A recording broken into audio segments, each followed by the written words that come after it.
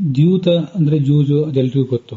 ದ್ಯೂತವನ್ನು ಆಡುವುದು ಅನ್ನೋದನ್ನು ಹೇಗೆ ಪ್ರಯೋಗ ಮಾಡಬೇಕು ಅಂತ ಪ್ರಶ್ನೆ ಬಂದಾಗ, ದ್ಯೂತಂ ಕುರುವಂತು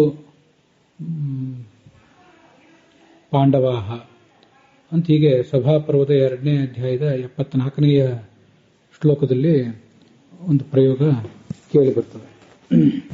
ದ್ಯೂತಂ ಕ್ರೀಡಂತು ಅನ್ನೋದ್ರ ಬಗ್ಗೆ ನನಗೆ ಎಲ್ಲಿಯೂ ಪ್ರಯೋಗ ಕೇಳಿ ಬರಲಿಲ್ಲ. ಧೃತರಾಷ್ಟ್ರ ಆ ಪಾಂಡವರಿಗೆ ಹೇಳಿ ಕಳಿಸುವಂಥ ಪ್ರಸಂಗ ಇದೆ ಜೂಜಾಟಕ್ಕೆ. ಹೀಗೆ ದ್ಯೂತಂ ಕುರುವಂತು ಅಂತ ಅಲ್ಲಿ ಸಭಾಪರ್ವದ 74ನೇ ಅಧ್ಯಾಯದ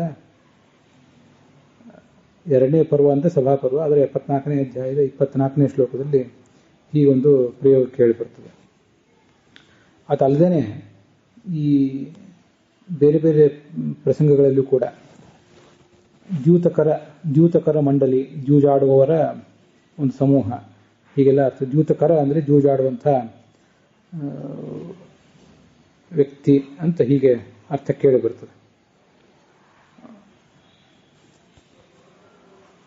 ಈ ಮನುಸ್ಮೃತಿ ಮೊದಲಾದ ಗ್ರಂಥಗಳಲ್ಲಿ ದ್ಯೂತಂ ಸಮಾಹ್ವಯಂಚೈವ, ದ್ಯೂತಕ್ಕಾಗಿ ಜೂಜಾಟಕ್ಕೆ ಕರೆಯುವವನು, ಯಹ್ ಕುರಿಯಾತ್, ಜೂಜು ಆಟ ಆಡುವವನು. ಕುರಿಯಾತ್ ಅಂದರೆ ಅಲ್ಲಿ ದುಃಖಿನ ಧಾತುವನ್ನು ಪ್ರಯೋಗ ಮಾಡಿರುವುದನ್ನು ನಾವು ಗಮನಿಸಬೇಕು.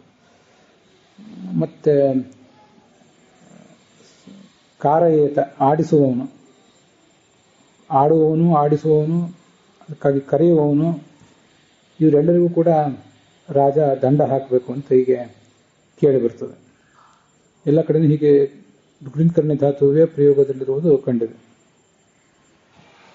ದ್ಯೂತ ಕಾರಕಾಹ ಅಂತಲೇ ಕೋಶದಲ್ಲಿ ಇರುವುದು ಕೂಡ ಕಂಡು ಬರ್ತದೆ. ಅಮರ ಕೋಶ ಮೊದಲಾದ ಕೋಶಗಳಲ್ಲಿ